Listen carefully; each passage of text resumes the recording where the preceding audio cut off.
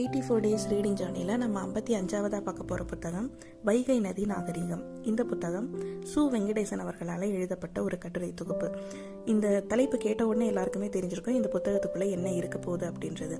ஆமாம், வைகை நதி கரையில் என்ன மாதிரியான விஷயங்கள்லாம் கண்டுபிடிக்கப்பட்டது, அகழ்வாராய்ச்சி நடத்தி அதில் என்னென்னவெல்லாம் கண்டடையப்பட்டது, அதில் என்னென்ன மாதிரியான விஷயங்கள் எல்லாம் நம்ம இப்போது சங்க இலக்கியங்களில் இருந்து ரிலேட் பண்ணி நம்ம நாகரிக வளர்ச்சியை கால்குலேட் பண்ண முடியுது, அந்த மாதிரி தரவுகளை எப்படியெல்லாம் எடுக்க முடியுது அப்படின்றதான் இந்த புத்தகத்தில் பேசியிருக்காங்க.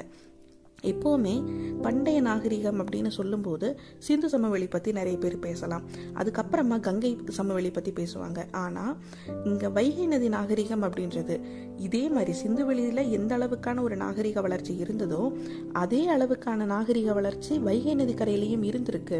ரொம்ப முன்னாடி காலத்திலேயே நம்ம ரொம்ப நவநாகரிக வாழ்க்கையை வாழ்ந்திருக்கோம் அப்படின்றதுக்கான சான்றுகள் இந்த அகழ்வாராய்ச்சிகளில் கிடைச்சிருந்தது.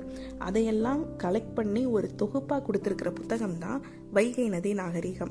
இந்த புத்தகம் நம்ம படித்து முடிக்கும்போது நம்ம எல்லாருக்குமே ஒரு ப்ரௌட் ஃபீல் ஆகும் அப்படின்றது தான் உண்மை.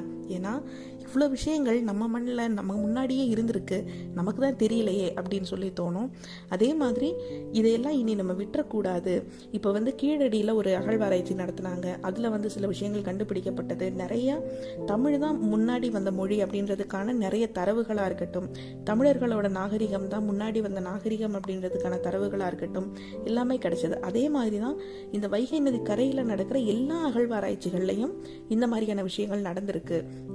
தமிழர்கள் பண்பட்ட ஒரு வாழ்க்கையை வாழ்ந்திருக்காங்க அப்படின்றதுக்கான சான்றுகளை இது அத்தனையுமே இருக்கு அப்படின்றத தொகுத்து இந்த புத்தகத்தில் கொடுத்துருக்காங்க.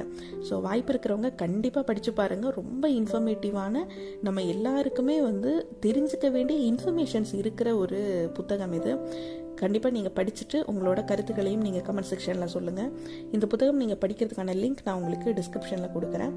படிச்சுட்டு நீங்கள் உங்களோட கருத்துக்களையும் விமர்சனங்கள் ஏதாவது இருந்தால் அதையும் கண்டிப்பாக கமெண்ட் செக்ஷனில் சொல்லுங்கள், நம்ம டிஸ்கஸ் பண்ணலாம். நன்றி.